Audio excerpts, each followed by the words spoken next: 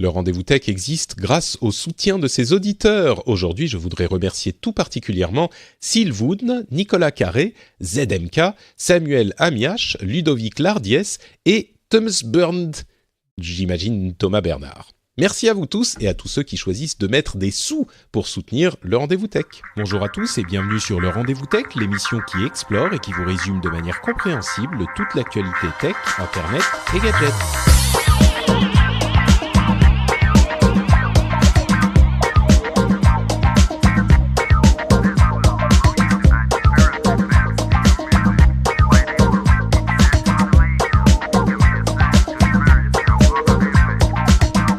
Bonjour à tous et bienvenue sur le Rendez-vous Tech, l'émission où on vous résume toutes les semaines l'actualité tech, internet et gadgets. On écume tous les blogs, toutes les news, toutes les infos, toutes les vidéos.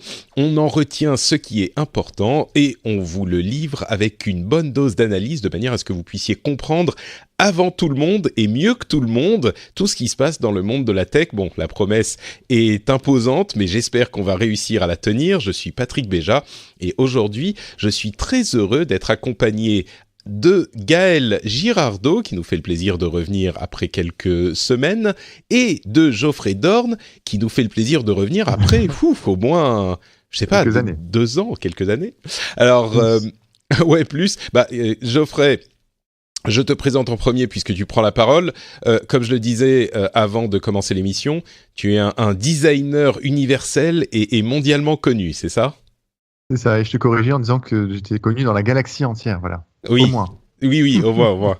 Et la galaxie, c'est pas tout petit, mais il faut bien ça pour contenir ton talent. Merci. Merci d'être là avec nous. Ça va être notamment intéressant de t'entendre discuter un petit peu de Amazon Echo et de toutes les annonces qu'ils ont fait, parce qu'il y a une dimension design particulièrement intéressante là-dedans, avec les ambitions d'Amazon. On va également en parler avec, comme je le disais, Gaël Girardot, qui est de retour. Gaël, donc, tu es la founder and CEO, présidente de Coud, qui est une société qui aide les enfants à appréhender le numérique, ou alors qui aide les gens à aider les enfants à appréhender le numérique. C'est exactement. Ça Bonjour Patrick, c'est exactement ça. C'est l'éducation numérique pour les enfants, et donc du coup, ça passe aussi par les profs qu'il faut aider en premier. C'est vrai, c'est important et c'est souvent ce qu'on me fait remarquer quand je dis que c'est important de comprendre la tech. C'est pas forcément directement aux gens qu'il faut s'adresser, mais aux gens qui peuvent le leur apprendre. Donc on en parlera peut-être d'ailleurs quand on va parler d'Amazon, parce que à chaque fois que je parle de Alexa et de l'Echo, peut-être qu'il faudrait pas dire son nom, ça va déclencher des trucs chez tous les auditeurs, mais il y a beaucoup de gens qui me disent « Ah oui, non, mais bon, moi, c'est juste pour mettre des timers dans la cuisine, mais mes enfants, ils s'en servent tout le temps, donc peut-être qu'on va évoquer ça également. » Justement, on a donc Amazon qui a fait 450 000 annonces la semaine dernière, sans prévenir personne. C'était du jour au lendemain. On va parler de ça essentiellement. On va également couvrir des questions hyper intéressantes sur des publicités qui font de la discrimination chez Facebook grâce au ciblage, des usages auxquels on n'aurait pas forcément pensé. Des assurances-vie qui vont être moins chères si vous êtes en forme, et ça c'est un truc qu'on voyait venir depuis un moment et qui finalement arrive. Il y a plein d'autres choses qu'on va couvrir, mais donc comme je le disais, on va commencer avec cette conférence surprise d'Amazon qui a annoncé à peu près, alors je plaisante en disant 450 000, mais il y a peut-être une dizaine de produits différents qui ont été annoncés. Et surtout une offensive technologique qui est particulièrement intéressante. Alors, on va pas tous les couvrir parce que vraiment, si on devait couvrir les produits un à un, on s'en sortirait pas. Mais j'ai un petit cheminement éditorial qui va peut-être fonctionner. On va voir. D'abord, il y a des mises à jour de produits existants comme le Echo Dot et le Echo Show. Alors le Echo Dot, c'est la petite version de l'enceinte intelligente qui maintenant a un petit peu de tissu dessus et un meilleur haut-parleur. On sent qu'ils sont en train de constater que le Google Home Mini se vend très bien et donc ils veulent mieux concurrencer ce produit-là.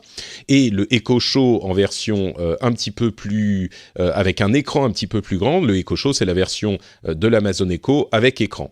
Donc ça, c'est des améliorations. J'imagine qu'il n'y a pas énormément de choses à dire sur ces deux petites améliorations standards, on va dire. Allez-y, n'hésitez pas. Hein.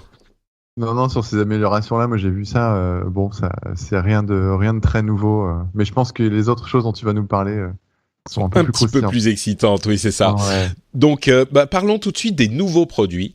Il y a toute une série de nouveaux produits qui ont donc été annoncés, qui viennent compléter l'offre Echo d'Amazon de manière...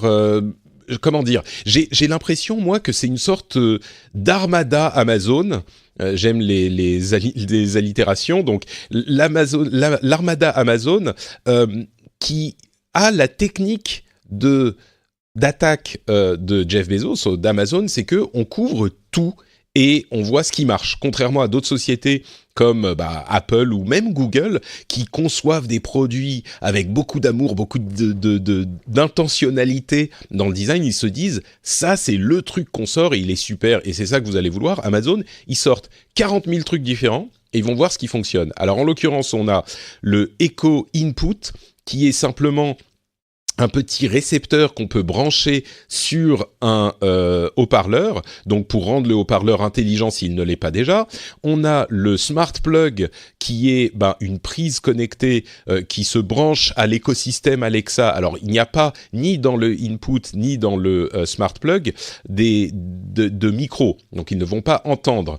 Par contre, il se connecte à l'écosystème Alexa, et si on a un Alexa quelque part, faut que j'arrête de dire A, si on a un A quelque part, il va pouvoir s'y connecter, et par exemple, si on lui dit éteins la lumière, et il va pouvoir éteindre la lumière, puisque la prise, elle, peut s'activer ou s'éteindre en fonction des fonctions qu'on lui demande. Il y a le Echo Sub, qui est un subwoofer, et un Echo Link qui est le même, une version un petit peu plus chère qui se connecte aux récepteurs et aux amplis. Il y a même une version avec ampli intégré. Enfin bref, si vous avez, quel que soit votre type d'équipement, en fait, vous pouvez désormais acheter un truc qui va faire en sorte que vous aurez un équipement amazonifié. Et ils sont même en train d'aller dans l'automobile avec le Amazon Echo Auto qui se branche sur votre port auxiliaire dans votre voiture, mais qui est dédié à la voiture, et qui là n'a pas d'écran, mais qui fonctionne comme tout Alexa, uniquement avec de la voix. Alors ça, c'est pour tous les produits qui ont été annoncés. Il y en a peut-être même un ou deux que j'oublie. Mais déjà, vos impressions là-dessus, j'en ai déjà dit un petit peu, mais qu'est-ce que ça vous évoque dans cette montée en puissance des enceintes intelligentes qui, là, du coup, sortent du domaine de l'enceinte presque? Vas-y Gaël, si tu veux commencer. Oui, écoute, c'est effectivement, je pense que le terme est bien utilisé. L'armada de devices proposés par Amazon est assez impressionnante. T'as l'impression qu'ils vont être partout dans la maison. Et je trouve ça plutôt intelligent de la part d'Amazon parce qu'en fait, ils font tout pour qu'au final, t'aies besoin de l'écho. Et ils se disent, on n'avait pas forcément idée de tous les usages qu'il pouvait y avoir d'écho, sauf les enfants, comme tu le dis, mais du coup, même Tata Janine va pouvoir comprendre l'utilité quand elle va pouvoir mettre son... J'ai vu qu'il y avait un four à micro-ondes qui allait être connecté avec Echo. Enfin, ça va vraiment super loin. Donc, ils font tout, effectivement, pour que tu puisses comprendre quel est l'usage que tu peux avoir d'Echo. Moi, j'ai l'impression que c'est surtout ça. C'est le centre, ça reste Echo, et ils y ajoutent plein d'usages possibles dans toute la maison. Et même dans la voiture. On n'a pas encore évoqué le micro-ondes et l'horloge connectée, qui sont pour moi, qui font partie presque de la deuxième vague de cette offensive. Donc on va y venir puisque tu l'évoques. Il y a en fait le micro-ondes et l'horloge qui sont pas très chères, hein, c'est des versions Amazon Basics, donc des trucs simples mais qui fonctionnent. Et qui sont connectés, là encore, à l'ensemble du système Amazon Echo, sans avoir besoin de hub central. Donc ça fait une maison connectée. Echo sort du domaine de la simple enceinte connectée pour commencer à s'intégrer dans l'écosystème, ou même à faire une hostile takeover, une offre publique d'achat agressive sur la maison connectée, ils n'ont pas encore tous les systèmes de luminaires qui sont hyper importants dans ces contextes-là, mais ils ont un petit peu tout le reste. Et là où c'est hyper intéressant, cette histoire de micro-ondes, c'est qu'on a vu beaucoup de gens qui disent « Ah, mais le micro-ondes, qu'est-ce qu'on va en faire? On s'en fout. Un micro-ondes connecté, c'est vraiment le comble de l'inutile. » Je crois qu'il y a beaucoup de gens qui ne comprennent pas exactement ce qu'est ce micro-ondes. D'une part, il n'a pas de micro lui-même connecté. On le connecte par Wi-Fi au reste de l'écosystème Echo et on peut demander, par exemple, on met un truc dans le micro-ondes et on dit à Amazon cuis-moi la pomme de terre, c'est l'exemple qu'il donnait, ou cuis-moi fais-moi le popcorn, et Echo va savoir lui-même combien de temps l'utiliser et à quelle puissance le mettre, etc. Bon, ça peut paraître un petit peu gadget, mais là où c'est hyper intéressant, c'est en conjonction avec le Amazon Alexa Connect Kit, qui est en fait un module qui peut être vendu à d'autres constructeurs. Alors ça inclut le Bluetooth, le Wi-Fi, un OS qui fonctionne en se connectant à l'écosystème Alexa, et qui va permettre donc à n'importe quel constructeur de très facilement intelligencifier son appareil, que ce soit... Alors, on ne sait pas ce que ça va donner, de la même manière que Amazon ne savait pas vraiment ce que ça allait donner quand ils ont sorti Alexa, et comme ils se plantent sur la moitié des produits qui sortent, mais le micro-ondes est un exemple, c'est presque un proof of concept de ce que ça peut donner. On peut tout à fait imaginer que des constructeurs, peut-être pas les très très gros qui vont vouloir avoir leurs propres écosystèmes, mais certains pourront les intégrer, je sais pas, à leur machine à laver, à leur frigo,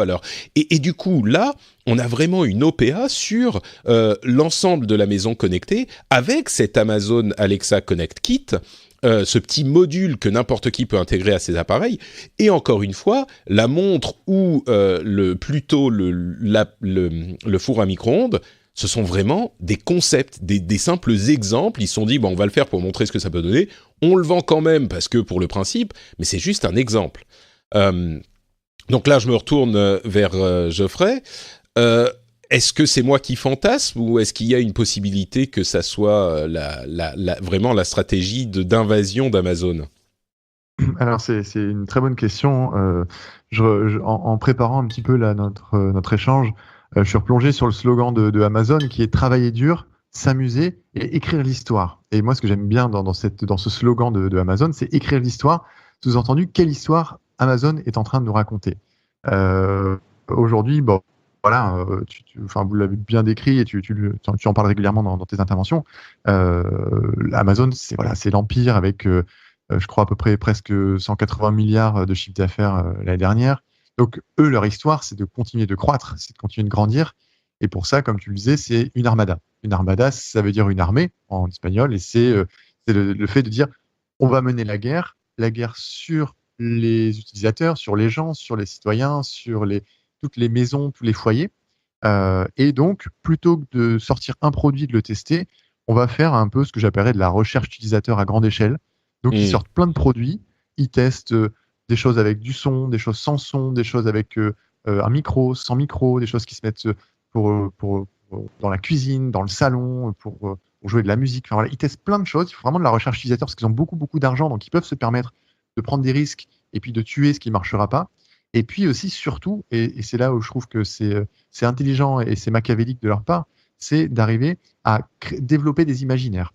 Quand on développe une techno, pour moi, ce qui est hyper limitant, c'est les imaginaires des gens. Si demain, je te dis, voilà, Patrick, on sort un truc qui reconnaît la voix, tu me dis, ok, je sais pas trop ce qu'on peut en faire. Là, Amazon te dit, voilà ce qu'on peut en faire. On peut faire ça dans un micro-ondes, on peut faire ça dans un four, on peut faire ça dans une horloge, on peut faire ça partout. Et donc, tout à coup, plutôt que de juste développer une technologie, ils développent des imaginaires sur la maison, comment elle devrait être demain, voire aujourd'hui. Et donc, après, une fois que cet imaginaire est développé, il est ancré dans la tête des gens. Et après, c'est assez facile où tout à coup, les gens vont vouloir réclamer un four micro-ondes connecté avec qui on peut interagir et une horloge connectée, etc. Donc, c'est vrai qu'il y a vraiment une technique derrière, quoi. C'est vrai qu'il y a une opportunité. Alors toi, tu parles d'imaginaire. Moi, je reviens au lamentablement commercial en disant il y a une opportunité pour les gens les sociétés qui vont intégrer Alexa à leurs écosystèmes. Aujourd'hui, que cet imaginaire est en train de se développer, Si IA fonctionne avec Alexa, les gens vont se dire « Ah bah j'ai déjà Alexa, ok, ça marche avec. » Hop, la maison connectée, c'est une brique de plus que je peux y ajouter, parce qu'ils ont donné cette vision de ce qui est possible, comme tu le dis. Et du coup, certains d'entre nous qui ont peut-être un imaginaire un petit peu plus facile à développer, bah ça va être les enfants. Et là, c'est ton domaine d'expertise, Gaël. Tout le monde, comme je le disais tout à l'heure en début d'émission, tout le monde me dit « Ah, mais les enfants, ils s'en servent énormément. » Est-ce qu'il y a là aussi une plus grande facilité pour les petits de s'accoutumer à ce type d'interaction avec la voix ? Est-ce que c'est moi qui suis trop vieux ? Parce que moi, ça me dit rien du tout et moi, je les utilise pas. Et j'en parle depuis un moment, j'arrive pas à m'y faire. Est-ce que les enfants sont particulièrement clients de ce genre de truc ? Ah bah, les enfants sont en effet particulièrement clients parce que déjà souvent quand ils sont plus petits, ils savent pas encore bien lire et écrire. Donc j'avais pas pensé à ce détail.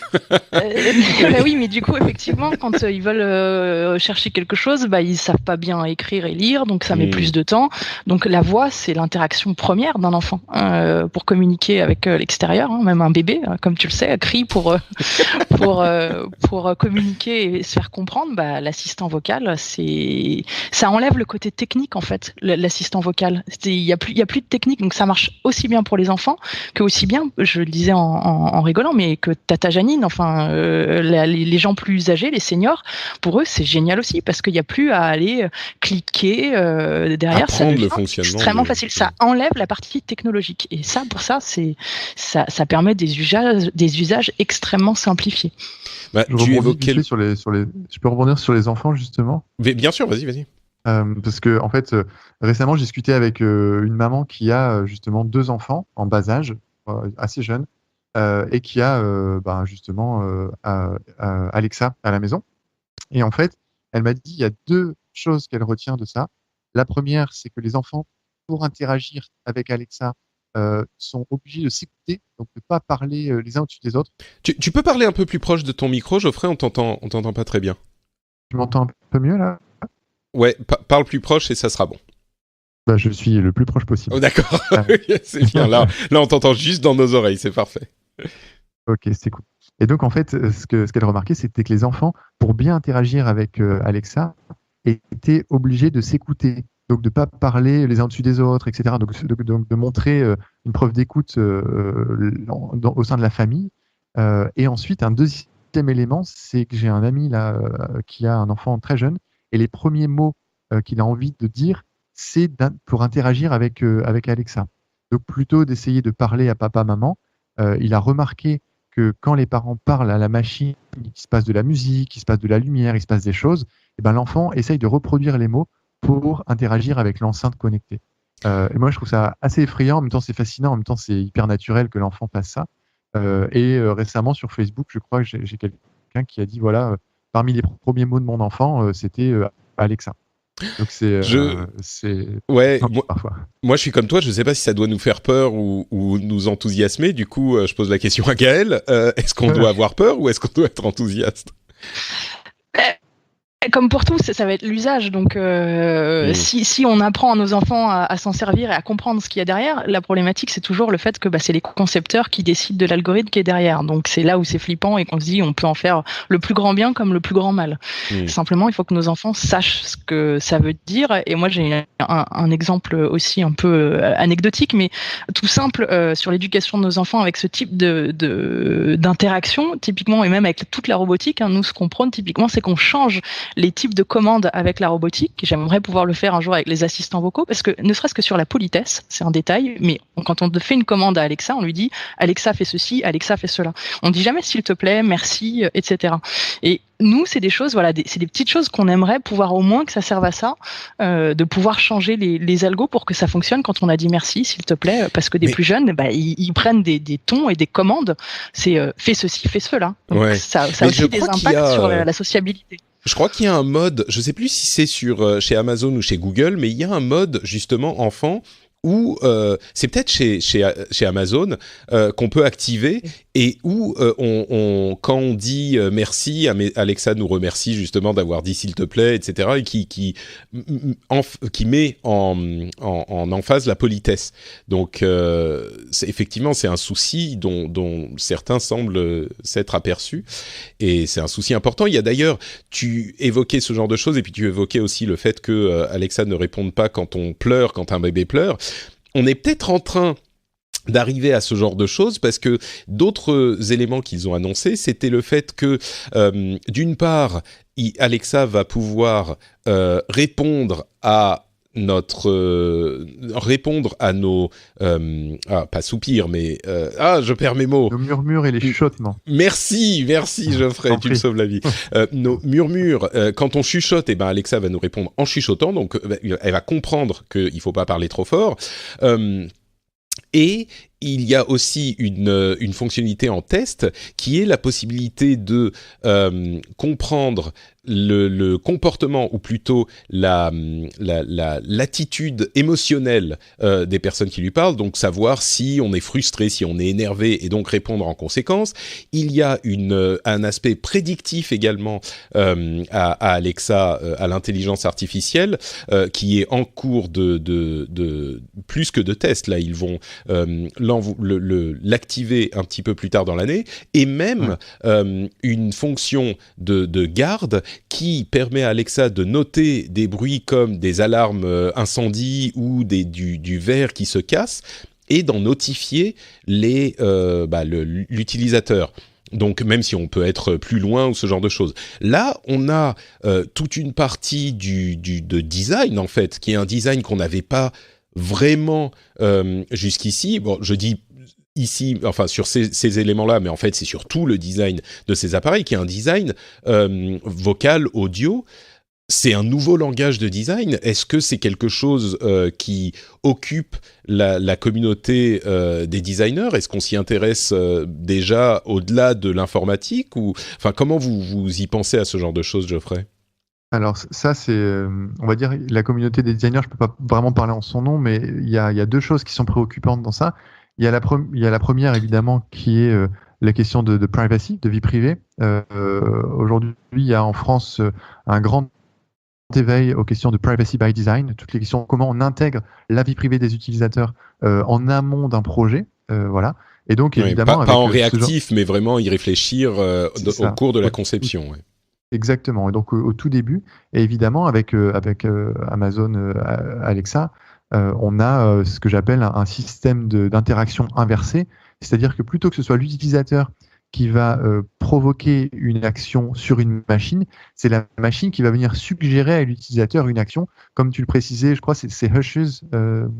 Hunches, ouais. Hunch, c'est une... Je trouve plus le mot en français. Une intuition, en quelque sorte. Intuition, c'est ça. Voilà. Et donc, Hunches de Amazon, c'est l'intuition. Et donc, c'est Amazon qui va te dire, au fait, est-ce que tu veux éteindre la lumière ? Un petit peu comme quand Gmail nous dit, au fait, tu as écrit 6 joints et tu n'as pas mis de pièce jointe. Veux-tu ajouter la pièce jointe ? Donc, d'un côté, on se dit, c'est formidable, il y a une expérience utilisateur qui me permet qui va, on va dire, qui va aller à l'encontre, enfin, qui va devancer mes besoins, qui va venir corriger certaines failles humaines. Et d'un autre côté, on se dit c'est un peu flippant de ça. Donc tout ça, ça se design, c'est intéressant. Autant ça se design dans le côté technique, interactif. Est-ce qu'on le met sous forme de texte, sous forme de lumière, sous forme de voix, etc. Ça, c'est hyper important. Le fait de murmurer, c'est aussi très beau. Un robot, une expérience qui vient murmurer. On est dans l'humain, dans la sensibilité. Et puis d'un autre côté, comment est-ce qu'on fait pour que l'utilisateur prennent conscience de là où de sa maîtrise en fait de l'outil, parce que ça reste un outil. Donc comment il peut maîtriser cet outil, comment est-ce qu'il peut le mettre en off, comment est-ce qu'il peut lui dire de ne pas murmurer, etc. Jusqu'où on a la main mise sur l'outil en lui-même. Donc tout ça, on va dire, c'est des choses à régler, avec évidemment les intentions derrière Alexa et derrière Amazon en général. Ouais, c'est vrai que ça pose des nouvelles questions, effectivement, enfin des questions connexes à celles qu'on commence à se poser par ailleurs, mais la nature vocale du truc fait que ça a de nouvelles implications dans l'approche qu'on a de l'informatique. Donc c'est bien qu'on commence à y réfléchir effectivement déjà maintenant que c'est en cours. Il y a quelques autres annonces. Alors il y a des partenaires. Il y a un partenariat avec Microsoft, avec Skype qui avait déjà été annoncé. Il y a Facebook qui travaillerait une sorte d'écho show en fait qui s'appellerait Portal. C'est un appareil de chat vidéo qui serait équipé d'Alexa. Il y a plein d'autres annonces d'Amazon, de Microsoft d'ailleurs, qui sont plutôt orientées entreprises, donc on va pas trop et d'ailleurs pas forcément liées à Alexa, mais on va pas trop détailler ces infos-là.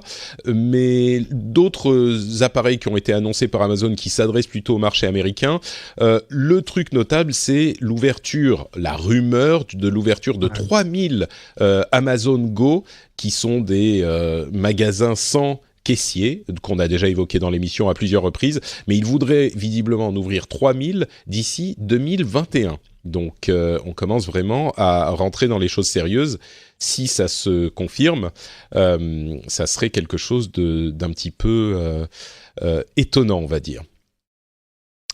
Donc voilà pour la partie Amazon. Je crois qu'on a à peu près fait le tour. Si vous voulez ajouter quelque chose, c'est le moment, parce qu'après on avance. Ajouter quelque chose, c'est le moment. S'il y a des gens qui ne savent plus comment acheter des livres en dehors de Amazon sur Internet, en France, il y a Place des libraires. C'est super bien pour acheter des livres. Voilà.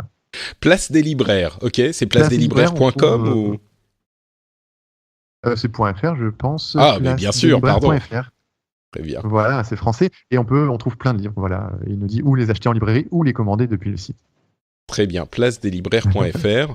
J'y vais tout de suite. Et je confirme. Tu peux demander à Alexa d'aller dessus. Tu peux demander à Alexa d'aller sur Place des libraires. Non mais c'est marrant. Merci parce Gaël. Que ouais, non mais on en rit, mais t'as raison Gaël. Le truc c'est que même si on est plus, enfin c'est un marché complètement différent pour Amazon qui a commencé parce qu'ils se disaient c'est pour faciliter encore le fait de commander des trucs, mais là ça devient un marché entièrement différent qu'on va pouvoir utiliser, enfin un produit qu'on va pouvoir utiliser même quand on n'interagit pas forcément avec Amazon. Donc bon, ça aussi, ça devrait peut-être un petit peu nous faire peur. Mais vous savez quoi ? On a d'autres sujets qui devraient peut-être nous faire peur, mais pas forcément non plus. On va en parler dans un instant. Avant ça, je voudrais quand même prendre une toute petite seconde pour remercier les auditeurs qui soutiennent le Rendez-vous Tech. Et parmi eux, vous le savez, j'ai demandé à certains d'entre eux de nous dire pourquoi ils avaient décidé de soutenir l'émission. Et Ulrich a donné une réponse qui m'a bien plu. C'est Ulrich Vachon qui dit « Hello, je pense que comme beaucoup de patriotes, c'est avant tout la qualité de ton travail qui m'a décidé à franchir le pas. » Alors déjà, il commence bien, merci beaucoup. Le fait de synthétiser les innombrables sources tech avec une variété des genres aussi, j'avoue qu'en plus de m'apporter de la culture tech, ça permet aussi de briller à la machine à café. La raison pour laquelle je fais cette émission, vous aider à briller à la machine à café. Mais c'est important, mine de rien, parce que briller à la machine à café, ça veut dire, au-delà de l'aspect marrant, ça veut dire que vous comprenez des choses ou que vous savez des choses que d'autres ne savent pas. C'est important. Il ajoute, de plus, je pense que le site Patreon aide à passer le cap aussi. Il est pro, simple et permet une personnalisation sympa. C'est aussi un aspect important. Patreon est hyper simple et on peut s'inscrire en 2 minutes. Donc là, c'est plus l'aspect marketing. En 2 secondes, vous pourrez soutenir le Rendez-vous Tech. Pour terminer, ce qui aide ça aide à participer à l'aventure. Ce qui aide à participer à l'aventure, c'est la connivence que tu crées avec les auditeurs. Là, vous me voyez pas, mais je fais des petits clins d'œil. Merci de bon, il continue un petit peu et puis il dit change rien. Merci à toi Ulrich, merci à vous tous de soutenir l'émission. Et c'est une bonne illustration de ce qui me pousse à faire l'émission, ce fait de synthétiser les sources et de vous aider à les appréhender quand il y en a trop, quand il y a trop d'informations, quand il y a une avalanche, vous pouvez plus simplement les appréhender et puis effectivement pour comprendre et pour connaître parfois avant les autres mais surtout pour le comprendre quand c'est important et puis la simplicité de Patreon. Donc merci à vous tous de soutenir l'émission. Si vous souhaitez le faire aussi, si vous vous dites que c'est peut-être le moment, eh ben rendez-vous sur patreon.com/rdvtech, le lien est dans les notes de l'émission. C'est très facile, ça prend 2 secondes et vous pouvez contrôler entièrement la manière dont vous soutenez cette émission. Donc merci à vous tous. On continue avec les news et les rumeurs, avec un sujet qui est deux sujets en fait, qui sont pas tout à fait liés, mais presque un petit peu. Un du côté de Facebook, comme toujours, et un du côté des assurances-vie, notamment la société John Hancock. Alors, du côté de Facebook, c'est une enquête du ACLU, qui est un organisme de défense des droits publics aux États-Unis, qui a remarqué que de nombreuses sociétés utilisaient Facebook pour faire de la pub, mais qui est en fait du recrutement, auprès de prospects en sélectionnant uniquement des hommes. Puisque évidemment la pub c'est un aspect important de Facebook et le ciblage est important et que a priori on se dit bah oui, sélectionner homme ou femme ça peut être hyper pratique quand on a un produit qui peut être destiné aux hommes ou aux femmes, sauf que là certains employeurs dont Uber d'ailleurs l'ont utilisé pour faire de la pub pour leur recrutement uniquement à des hommes. Et là évidemment, tout à coup, ça devient plus problématique. Je ne sais pas vraiment comment on peut résoudre le souci. Enfin, c'est pas une question technique à la limite, c'est juste une question de faire respecter la loi puisque c'est de la discrimination. Mais j'ai été un petit peu interpellé par ce sujet, peut-être. Parce que contrairement à ce que préconisent Geoffrey et les designers, on ne pense pas toujours aux questions de l'égalité et de vie privée en amont.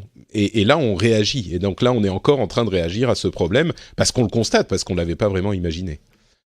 Et je pense que le marketing fait ça depuis que ça existe, c'est-à-dire de cibler des types de profils, des types de consommateurs ou des targets, comme ils disent parfois, pour dire voilà, on s'adresse plutôt à un sexe, un autre, plutut à une catégorie d'âge, une autre, etc. Et donc la conséquence d'aujourd'hui, c'est les outils qui permettent de cibler les gens et l'ACLU, l'ACLU, là, comme ils disent, l'Union américaine pour la liberté civile, en gros. Eux, leur credo, c'était justement de dire c'est discriminant. Mais par définition, ce genre de mécanique est discriminante, quoi. Oui, mais là, on parle pas juste de vendre des tampons ou de vendre, je sais pas, un truc ou des rasoirs pour la barbe, tu vois. On parle d'attitude, parce que là, on parle de discrimination sexiste. On pourrait imaginer, alors c'était possible jusqu'à il y a encore quelques mois, je crois que maintenant c'est plus le cas, mais de cibler par couleur de peau, par exemple. On dit on va cibler des caucasiens ou on va cibler, on va exclure les noirs et les arabes, tu vois, dans les pubs qu'on fait pour recruter des gens chez Uber. Je dis Uber parce que c'est la grosse société qu'ils ont mentionnée, mais ça peut effectivement être inquiétant. Enfin, c'est plus qu'inquiétant, c'est totalement illégal. Mais est-ce qu'on aurait dû s'en soucier avant que ça n'arrive ? J'ai tendance à être peut-être un petit peu indulgent parce que je me dis, il y a tellement d'usages différents. Oui, il faut réagir une fois qu'on s'en rend compte. Mais est-ce que je suis trop indulgent ? Est-ce qu'on aurait dû s'en soucier même avant ? Est-ce que Facebook aurait dû... Tu es trop indulgent. Tu es trop indulgent. Il aurait fallu de toute façon que chaque entreprise devrait justement puisse avoir un code éthique. Alors en parlant de Facebook, ça paraît un peu délicat pour éviter de cibler. Est-ce que par exemple, parce que le développeur qui code la petite ligne en disant je vais mettre des catégories, lui il prend les spécifications, il met les catégories. À un moment donné, peut-être que lui il peut dire non ou oui, je le fais. Alors après il perd son job s'il refuse. Mais en amont, encore avant, c'est quel type de catégorie on met. Est-ce qu'on met par exemple des religions, des couleurs de peau, des genres? Est-ce qu'on met que genre homme-femme? Est-ce qu'on met transgenre? Est-ce qu'on met non-genré? Tout ça, c'est des questions qui sont morales, éthiques, sociales, très contemporaines aussi, qui sont hyper intéressantes. Et ça, c'est des questions qui sont plus qu'une politique économique d'une entreprise, mais qui sont les questions d'une politique sociale d'une entreprise. Et Facebook, aujourd'hui, la politique sociale, c'est encore assez délicat. Il y a encore quelques années, je crois, Facebook permettait de cibler des religions très, très précisément. Ce qui est, mais je sais pas s'ils le font encore. Ouais, Gaël, sauve-moi. Si je peux, je vais être aussi plus indulgente et pourtant je porte pas forcément Facebook dans mon cœur, mais je pense que c'est pas le bon. D'abord, c'est pas le bon coupable parce que si on parle de Facebook dans ces cas-là, c'est toutes les plateformes font du ciblage.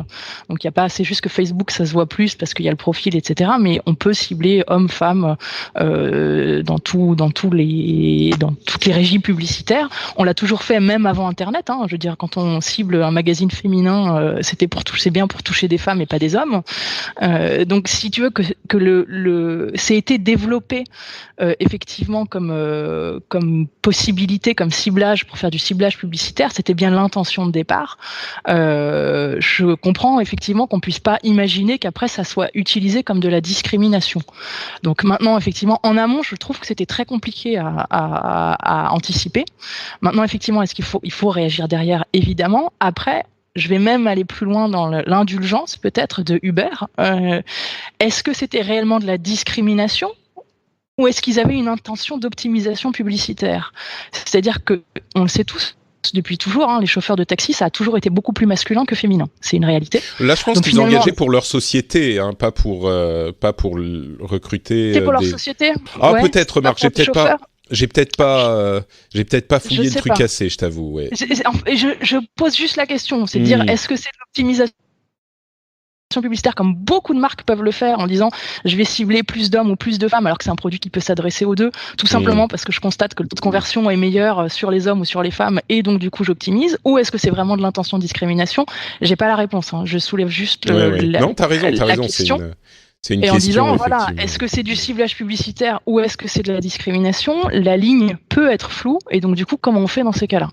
Et même si je vais je vais aller tirer le trait très loin, et ça peut créer ça va créer mais si je vais jusqu'à une religion, il y a peut-être une religion qui veut s'adresser à une religion. Et c'est aussi la possibilité qu'offre Facebook ou autre, hein, c'est-à-dire de pouvoir cibler très précisément parce que je suis une église catholique et je veux cibler la communauté catholique parce que j'ai à leur informer que l'heure de l'église a changé le dimanche. Je dis n'importe quoi, mais donc c'est parfois juste du ciblage et pas de la discrimination. C'est juste ce point que je veux faire. Non, t'as tout à fait raison. Je crois que là, il faut qu'on arrive à un point où il faut qu'on arrête de chercher des solutions techniques à tous les problèmes. On est presque en train... On a eu une tendance qui est en train de se résorber maintenant à dire c'est une solution technique qu'il faut trouver parce que les algorithmes vont tous nous sauver.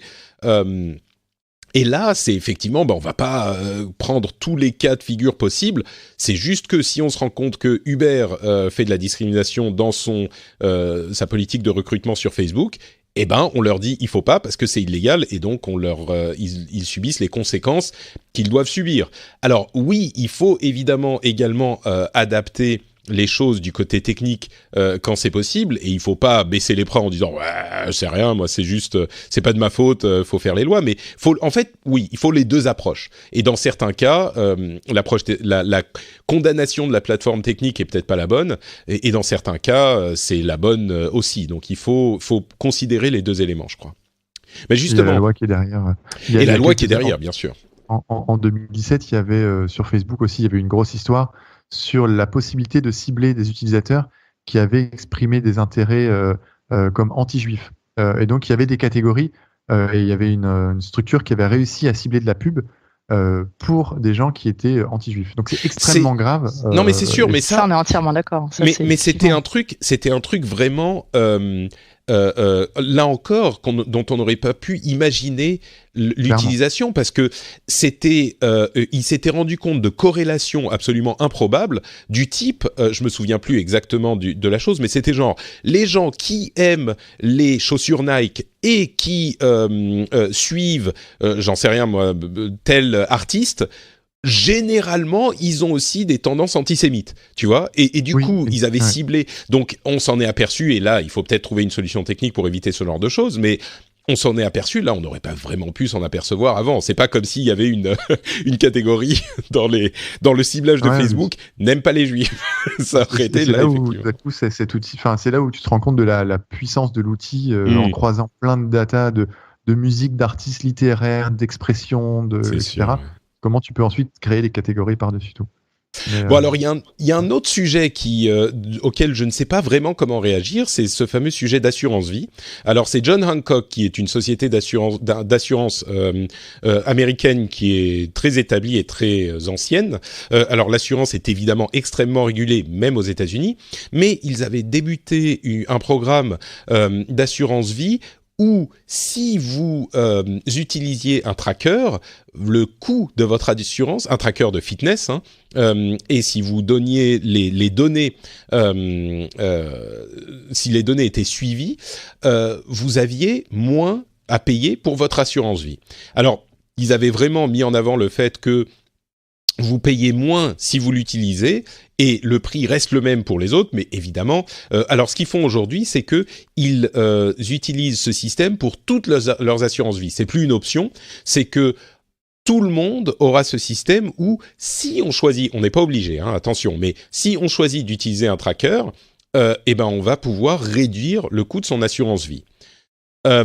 Évidemment, on peut très bien imaginer que, par effet mécanique, au bout de quelques temps au moins, le prix de l'assurance vie va augmenter et qu'on aura une sorte d'équilibre qui va se créer, où ceux qui n'utilisent pas ce type de tracker vont payer un petit peu plus, et puis ceux qui l'utilisent vont payer un petit peu moins. Il est important de noter également que c'est pas l'assurance santé, c'est l'assurance vie. Donc, l'assurance vie, c'est de l'argent que vous allez laisser à votre famille, à vos enfants, si malheureusement vous décédez. Donc, c'est pas non plus pour vous soigner vous. C'est quelque chose de complètement différent. Mais c'est peut-être, diront certains, une première étape. Mais au-delà de ça, moi, j'ai du mal à me faire un avis sur est-ce que c'est bien ou pas bien, en fait. J'ai un ami au Canada qui lui utilise ça dans sa voiture, avec son assurance pour la voiture, et il a une application, et quand il prend sa voiture, il allume l'application, et s'il roule convenablement, son assurance est moins chère. S'il roule comme un fou, son assurance est plus chère. Ça m'a un peu halluciné. Je fais, ah bon, ça existe vraiment? Je pensais que ça existait que dans la fiction. Et apparemment, bon là, tu le décris sur l'assurance vie, je savais pas que ça existait. Oui, c'était. Là, ça a été généralisé, mais ça existait déjà depuis un moment. Ouais. Pour donc, cette société, pour John Hancock. Ouais. Et moi, ça me fait me rendre compte qu'en fait, la vie privée, ça va être réservé aux riches. Si tu es pauvre, tu donnes ta vie privée. Et si tu veux vraiment pas donner ta vie privée, bon bah tu payes. C'est plus cher, mais tu payes. Ou voilà, et si tu n'as pas d'argent, bon bah tu donnes ta vie privée en échange et c'est un peu moins cher. Ça, c'est des questions aussi, ça renvoie des questions morales, éthiques. Forcément, on sait que ça devait arriver dans la science-fiction. Ils en parlent depuis longtemps et c'est assez fort. Mais demain, est-ce que vous voudriez, je sais pas, laisser vos data pour pouvoir payer moins cher? C'est vraiment des questions qu'on peut se poser personnellement. Disons que, là encore, je pense qu'il est difficile de faire des généralisations universelles. On parle du cas de l'assurance vie. Peut-être que ma réaction serait différente. Enfin, évidemment que ma réaction serait différente. Encore que, si on parlait de sécurité sociale, par exemple, si on parle de la sécurité sociale générale, la réaction serait peut-être pas la même, mais dans le cas de l'assurance vie, c'est moins, comment dire, critique, oui, voilà.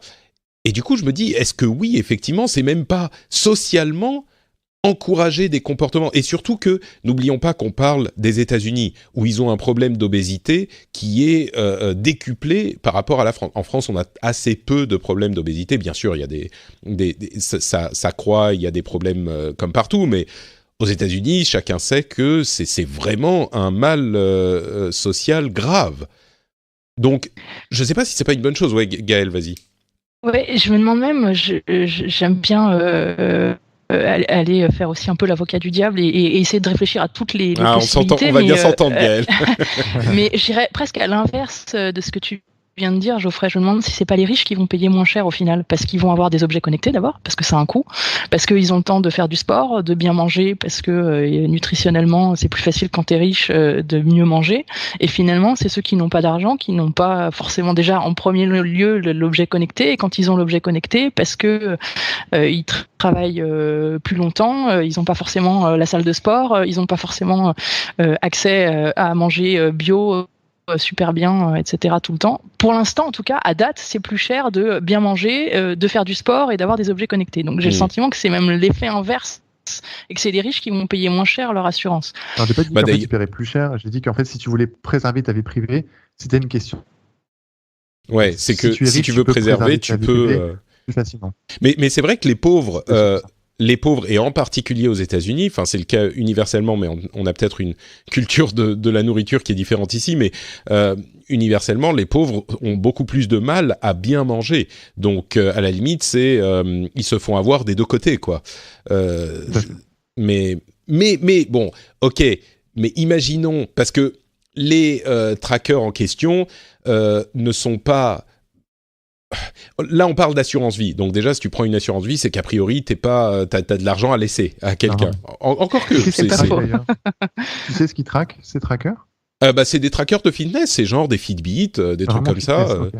Ouais. Et donc, mais bon, c'est peut-être aussi qu'un début. On peut imaginer qu'il y aurait d'autres types de tracking. Mais dans le principe, l'idée que on va inciter les gens, au-delà du fait que oui, on va faire payer les gens qui vont pas vouloir mettre ces trucs et donc on va les obliger, c'est une sorte de tyrannie capitaliste de celui qui paye moins cher, etc. Je suis d'accord, c'est aussi une question à traiter. Mais l'autre question qui me paraît quand même intéressante, c'est, encore une fois, est-ce que sur le principe, c'est une mauvaise chose? Est-ce que le fait d'inciter les gens à être un petit peu plus en forme, et on les oblige pas non plus à avoir des corps de mannequins, hein, c'est pas de ça qu'il s'agit. Là, c'est simplement de faire un minimum d'efforts physiques.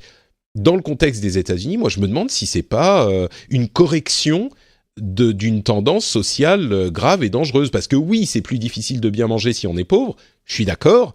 Mais quand on voit les cas graves qu'il y a aux États-Unis, c'est pas juste ça. C'est aussi bon, on va pas partir sur les questions de santé publique aux États-Unis, mais est-ce que c'est pas une bonne chose de faire cette correction? Oui, par un biais capitaliste, parce que c'est comme ça que fonctionnent les États-Unis, mais d'inciter les gens à être plus en forme. La question, c'est où est-ce que tu poses la limite, effectivement. Et jusqu'où ils traquent, quand est-ce que ça déclenche un prix plus cher, moins cher. Et c'est incitatif, et c'est en France, hein. Pour te donner un exemple, moi, là où je suis, je paye ma poubelle quand c'est pas une poubelle recyclée, et j'ai une poubelle jaune recyclable, bah celle-là, tout ce que je mets dedans, et si c'est bien recyclé, je la paye pas. Donc ça m'a incité à recycler, ça c'est vrai, beaucoup plus qu'avant. Donc oui, ça fonctionne pour t'inciter à faire des choses qui sont positives. Est-ce que après, c'est encore une fois, où est-ce qu'est la limite? Écoute, je crois que c'est la conclusion de la sagesse sur ce sujet. Où est la limite? Non, mais c'est vrai. On peut vraiment partir sur des questions outrancières et partir sur des trucs complètement comment dire, qui vont provoquer la rage internetienne de tout Twitter en disant ah c'est comme ça que ça marche, c'est comme ça que ça marche. Finalement c'est pas ça l'important. L'important c'est où est-ce qu'on met la limite et comment c'est fait. Et comme toujours il faut prendre un petit peu de recul et se poser la bonne question, pas juste dire ça y est c'est la victoire du capitalisme qui va encore assommer les pauvres qui ne peuvent pas bien manger, ou à l'inverse mais bien sûr il n'y a pas de raison qu'on ne paye pas moins quand on est plus en forme. Enfin oui, on peut avoir des visions extrêmement caricaturales de ces sujets, mais quand on met les bonnes limites avec le bon contexte, et bien sûr les assurances sont extrêmement régulées et encadrées par le gouvernement, c'est important, même aux États-Unis ils le font, donc c'est dire, ça peut avoir des effets positifs à voir. Ouais. Bon, je vais enchaîner avec une série de petits sujets un petit peu plus courts. Vous allez me dire si vous voulez intervenir. Je vous laisserai quelques secondes entre les sujets. Si je n'entends pas d'intervention, je vais enchaîner sur les suivants. On commence avec les cofondateurs de Instagram, Kevin Systrom, qui est très connu, et Mike Krieger, un petit peu moins, qui ont visiblement démissionné, semble-t-il en raison de tensions avec Zuckerberg et l'indépendance de Instagram.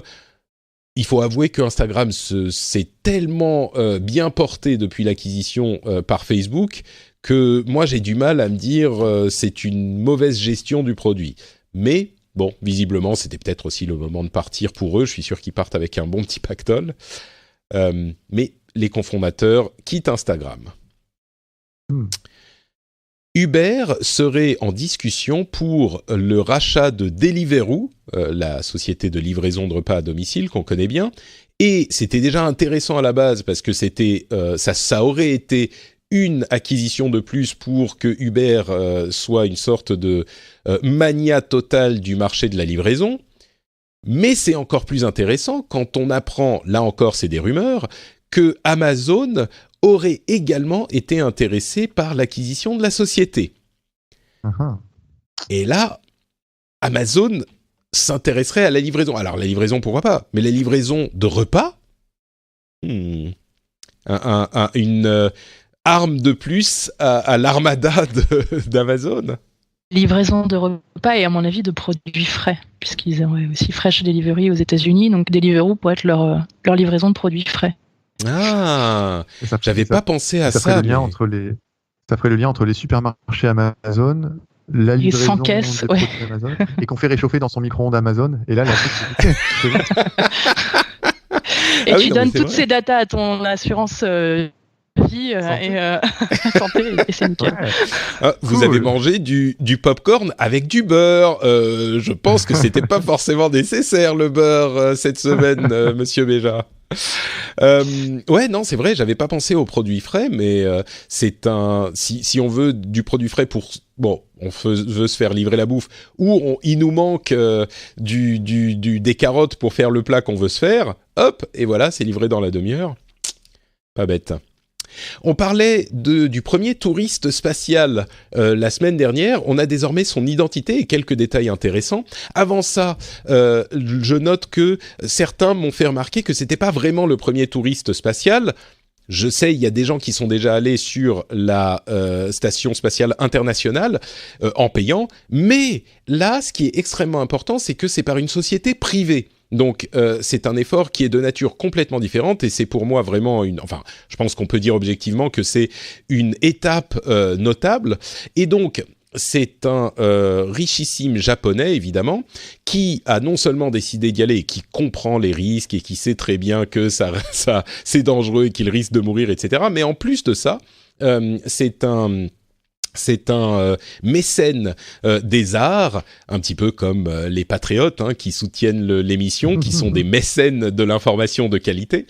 Donc lui, c'est un mécène des arts qui veut prendre avec lui 8 des meilleurs artistes de la Terre avec lui et leur demander de créer du coup une œuvre en rapport avec leur voyage autour de la Lune. Alors, en l'occurrence, c'est ils iraient en orbite autour de la Lune et puis ils reviendraient sur Terre. Ils vont pas se poser sur la Lune. Il n'empêche que c'est évidemment la deuxième, je pense, plus grande entreprise spatiale de l'histoire après le fait de s'être posé sur la Lune. Une orbite autour de la Lune, c'est quand même impressionnant. Qu'est-ce que ça vous inspire, ça? Du coup, je vous pose vraiment la question parce que pour moi, c'est quand même intriguant, cette idée d'emmener des artistes. Et si on t'offre le voyage, tu y vas? Écoute, déjà, il faudra passer tous les tests physiques. Je suis pas sûre. Moi, je vais pas tout de suite donner mes données aux assurances, mais non, sur le principe, évidemment, ça fait rêver de pouvoir aller dans les passes. Mais pour moi, c'est encore un peu tôt. J'ai encore un peu peur, personnellement. Donc, qui va réussir à avoir les 8 plus grands artistes, ou surtout qu'il y ait 8 artistes qui veulent bien y aller. Oui, parmi les 8 meilleurs artistes de la Terre, je suis sûr que ça sera pas tout le monde, mais c'est quand même là pour le coup, on disait il va rentrer dans l'histoire, ce milliardaire qui veut le faire. Les artistes aussi vont rentrer dans l'histoire et leurs œuvres risquent de rentrer dans l'histoire aussi. Vous vous rendez compte, les premiers artistes qui vont autour de la Lune. Enfin, c'est un moment. Si ça se produit, je trouve ça très beau justement parce que c'est du tourisme, c'est de la technologie, c'est des sciences, c'est tout ça, et tout ça au service de l'art. Et je trouve que comme message, en tout cas, c'est assez beau de dire que au final, cette surenchère là, c'est pas juste pour des manias du pétrole qui sont qui vont juste boire un cocktail en apesanteur. C'est pour des artistes qui vont peut-être faire rayonner un message différent une fois qu'ils. Et t'imagines je trouve que c'est louable, quoi. T'imagines si le message des artistes c'est les assurances vie c'est vachement mieux quand on a les trackers, donnez votre vos données. Mais non, ils reviendront changer. Mais je suis désolé, la qualité créativité pour le coup. Oui, la qualité du réseau est un petit peu en deçà de ce qu'on a d'habitude. Je suis désolé pour les auditeurs, mais on entend quand même correctement. Ouais, donc je trouve ça intéressant. Ouais, c'est très beau et cette vision que tu donnes, Geoffrey, de toute cette technologie au service de l'art, c'est une belle manière de présenter les choses. Et du coup, je comprends pourquoi ils ont choisi le projet de ce japonais, parce que du coup, ça donne tout de suite une image assez noble de l'entreprise. Alors, ça va pas arriver tout de suite, mais c'est enthousiasmant, on va dire. Inattendu, cette manière de faire les choses. C'est vrai. En parlant d'art, HBO et Netflix ont pour la première fois de l'histoire des Emmy Awards, qui en sont un petit peu les Oscars de la télévision, 23 récompenses chacun, ce qui veut dire que c'est... alors, on avait déjà des récompenses pour les services de streaming, mais là, Netflix en a eu autant que HBO. Impressionnant. Amazon en a eu aussi, avec The Marvelous Mrs. Maisel, qui en a eu 8. Absolument incroyable cette série que je recommande à tout le monde si vous avez Amazon Prime Video. Décidément, on en parle tout le temps d'Amazon. C'est impossible de s'en départir. Twitter va réactiver la possibilité d'avoir une timeline chronologique. Ouais.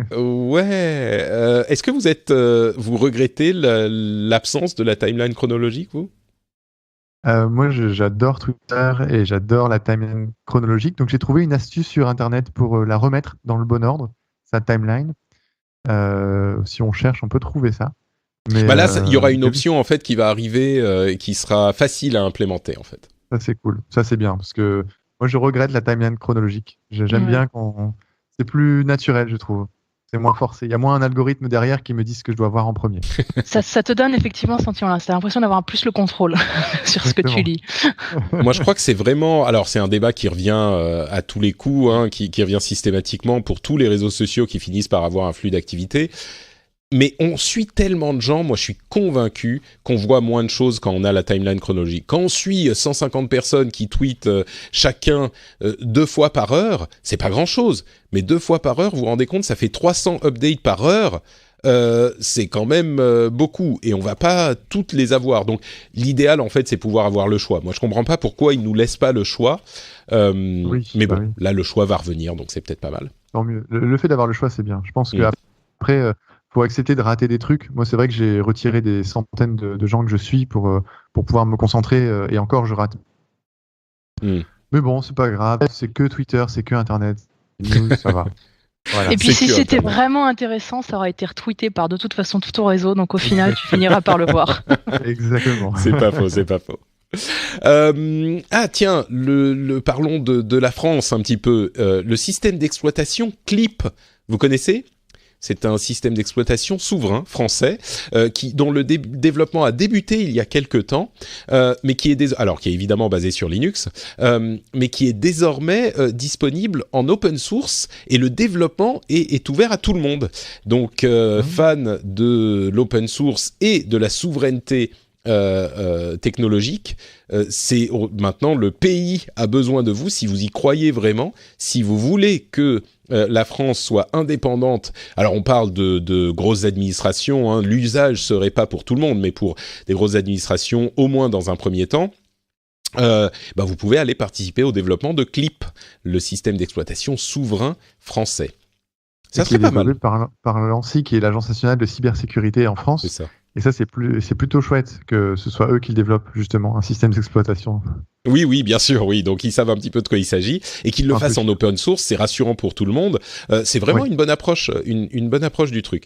Donc, à suivre si ça... Moi, je pense que ça serait pas mal d'en avoir un comme option. Voilà. Oui, moi, j'aimerais bien essayer sur un ordi comme ça pour voir ce que ça donne, quoi.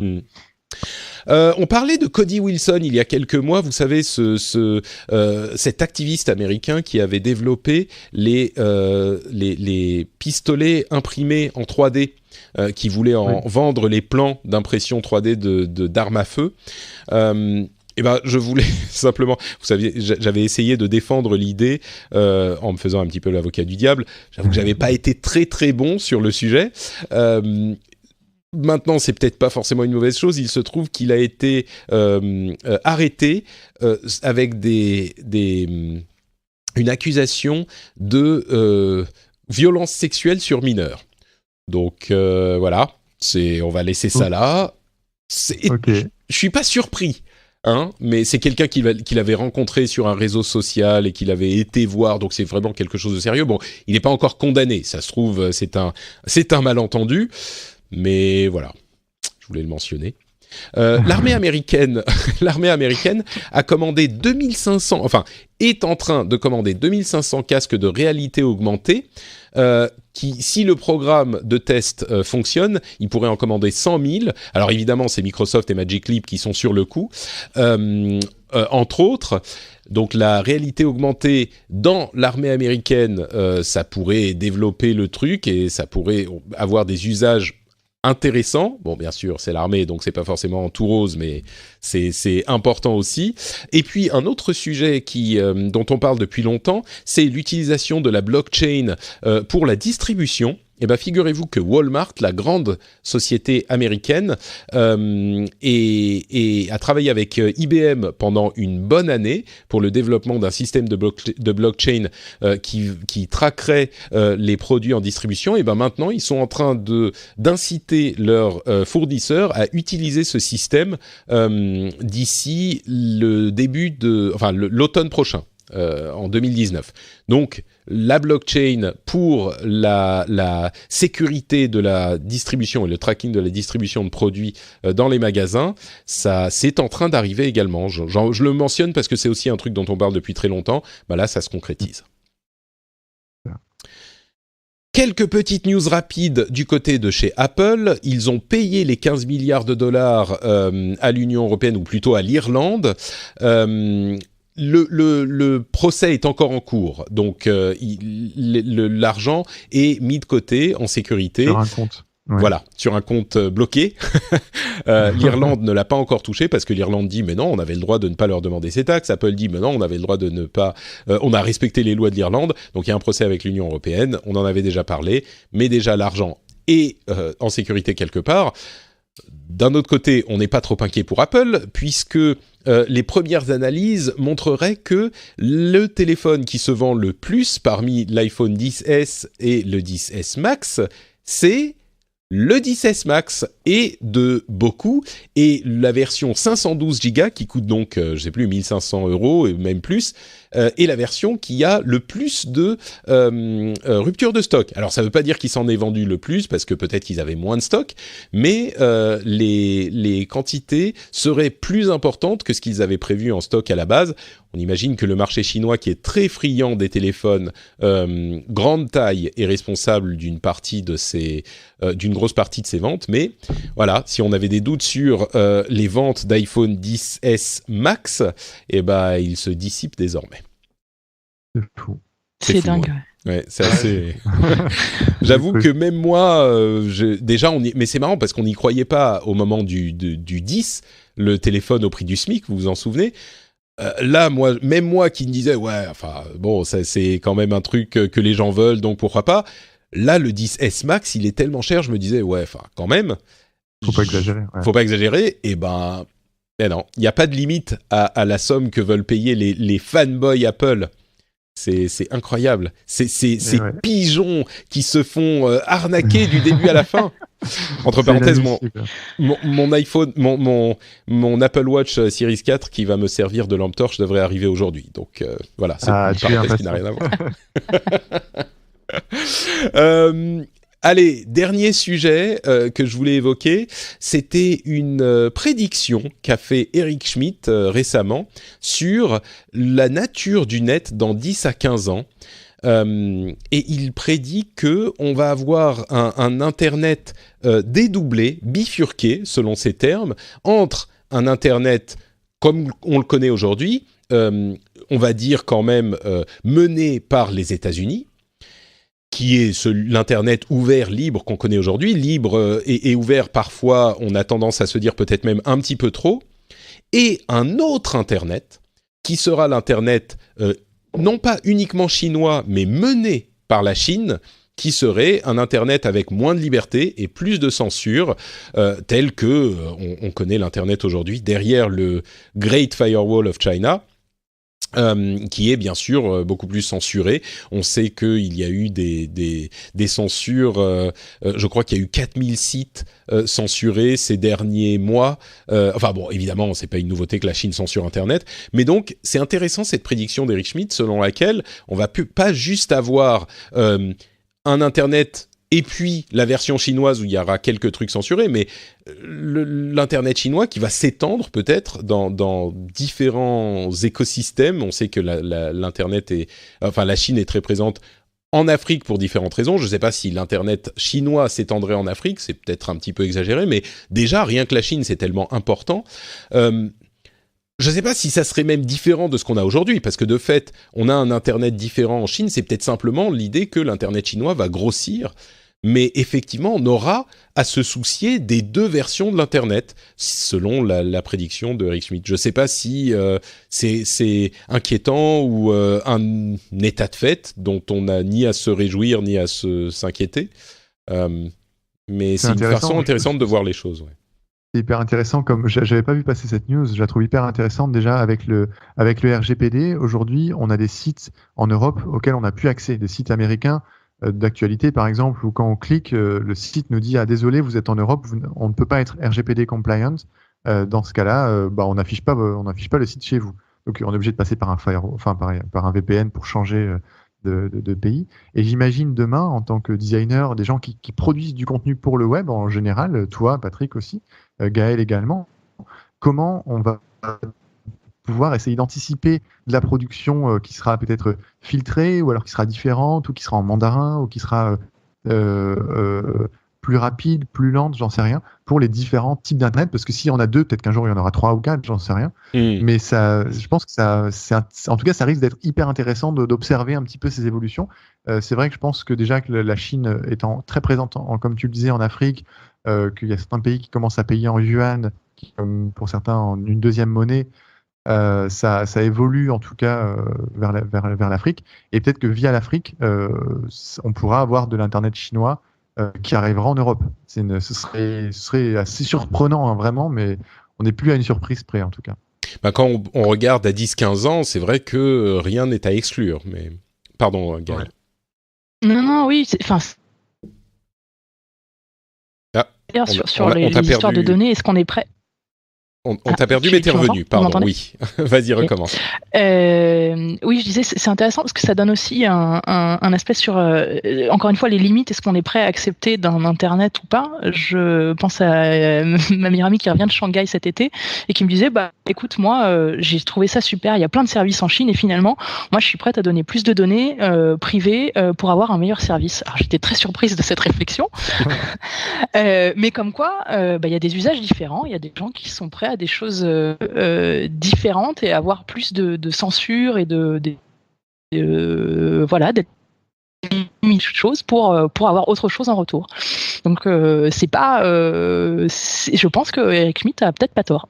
Ouais, c'est vrai que il y a en fait ça amène au prix de, on va dire, la liberté personnelle et la liberté de certains qui ne sont pas d'accord avec ce que dit le gouvernement, ça amène une sérénité que certains sont peut-être prêts à accepter. Enfin, en Chine, évidemment, il y a des activistes. Je suis pas certain qu'on ait il faudrait en parler peut-être à des Chinois qui sont sortis de Chine, mais je suis pas certain qu'on soit aussi malheureux que peut-être ce qu'on pourrait imaginer quand on pense à la manière dont est gérée la Chine par le spectre d'Internet, mais également par simplement la vie de tous les jours.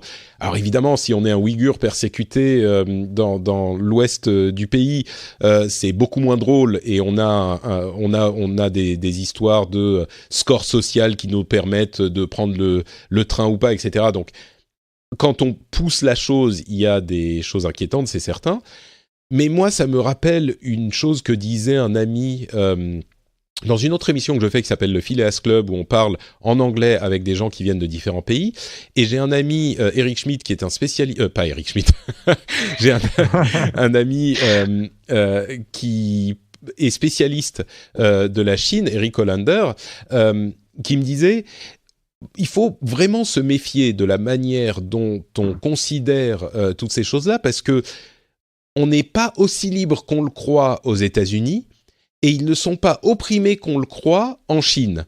Alors bien sûr, ils sont plus opprimés en Chine, et on est plus libre aux États-Unis. Il parle de ça parce que lui est américain, mais on a tendance à voir les choses de manière un petit peu caricaturale. Alors bien sûr, il ne faut pas non plus caricaturer cette vision des choses et se dire « Oh, mais pas de problème, en Chine, tout va bien, c'est super cool, on est super content de ne pas avoir de liberté individuelle. » Évidemment que ce n'est pas le cas, mais on peut imaginer que ce modèle chinois puisse s'étendre parce qu'il amène certains avantages de stabilité, de sérénité qui peuvent être intéressants dans certains contextes, quoi. Bon, en tous les cas, il est évident que cette vision qu'a mis en avant Eric Schmidt est intéressante à discuter, à voir. Bah, on sera, j'espère, là dans 10 ou 15 ans pour encore en parler dans le Rendez-vous Tech. Pour l'épisode 784 du Rendez-vous Tech. Oui, oula, ça sera même beaucoup plus que ça. Je sais pas. Ça on sera est déjà en mandarin à 200. cette fois. Oui, c'est ça. On parlera. Je vous avoue que moi, visiblement, je crois que le site est censuré en Chine, hein. Quelqu'un m'avait dit ça il y a quelque temps. Donc, bon, il faut passer par un VPN pour écouter les podcasts que je produis. Bon, bah écoutez, d'ici à ce que on commence à tous parler mandarin, on a encore quelques mois ou quelques années devant nous. Et je vous propose de nous dire où on peut vous retrouver, vous, pour avoir un petit peu plus de ce que vous proposez sur Internet. Commençons par Geoffrey. Où est-ce que les auditeurs peuvent te retrouver ? Ils peuvent me retrouver sur Twitter @GeoffreyDorn et sur mon blog graphisme1e.fr. Super, graphisme1e.fr. Gaël. Et moi, donc, sur coude.fr et sur tous les réseaux sociaux, vous retrouvez coude.fr sur Facebook et sur Twitter aussi, @coude_fr. Voilà. Est-ce que les parents qui sont en recherche d'aide pour l'éducation numérique de leurs enfants peuvent trouver des choses sur ton site, ou est-ce que c'est vraiment vous faites du B2C, du B2B en quelque sorte, en vous adressant aux administrations et... Alors, on fait du B2B2C, c'est-à-dire qu'on se sert de l'école déjà parce que c'est pour s'assurer que ça soit accessible à tous, mais on donne un maximum de choses déjà aux parents sur les réseaux, sur des conseils et des choses à aller voir autre que Coude, hein. On essaye d'être conseil aussi, et à terme, alors on est encore petit, mais à terme, le but c'est qu'effectivement les parents puissent s'en servir à la maison avec leurs enfants. Très bien. Bon, donc, mais pour le moment, aller sur le site, ça peut ou peut-être suivre sur les réseaux sociaux, ça peut prodiguer des conseils. Sur les réseaux, oui, exactement. Super. Eh bien, merci à vous deux. Pour ma part, c'est Note Patrick sur Twitter, Facebook et Instagram. Vous pouvez également retrouver l'émission sur frenchspin.fr si vous voulez commenter ce qu'on a dit aujourd'hui. Je suis sûr qu'il y aurait des choses à dire. Si on a dit des choses intelligentes ou des choses pas très intelligentes, n'hésitez pas à venir nous le faire savoir. Si vous appréciez l'émission, vous pourriez peut-être également en parler à vos collègues, à vos amis. Comme je le dis parfois, vous pourriez attraper le téléphone de votre collègue qui ne se doute de rien, et comme il n'est pas vraiment au fait des choses technologiques, il ou elle n'a pas utilisé de protection avec son code ou son Face ID, et vous pouvez donc rentrer dans son app de podcast et l'abonner directement au Rendez-vous Tech. Je dis ça, mais bon, vous faites ensuite ce que vous voulez. Vous pouvez également soutenir l'émission, comme vous le savez, sur patreon.com/rdvtech. C'est le moyen pour l'émission de fonctionner. Donc, si vous l'appréciez, si vous pensez qu'elle vous apporte quelque chose, peut-être pensez à aller donner quelques piécettes au Rendez-vous Tech pour sa production. Et vous pouvez aussi aller écouter le Rendez-vous Jeu si vous aimez les jeux vidéo. On vous fait toutes les 2 semaines un résumé de l'actualité, comme on le fait pour la tech ici. Donc ça pourrait peut-être vous intéresser également.